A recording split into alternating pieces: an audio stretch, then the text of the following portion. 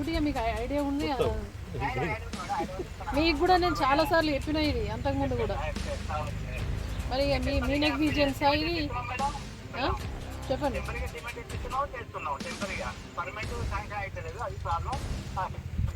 Permanent అధికారులు ఒకరు కాకపోతే ఇంకొకరిని కాల్ఫర్ చేయాలి టెండర్.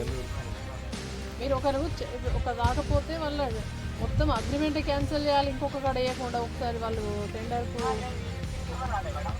ఎవరు రాకపోతే చేయించుడు మీరు.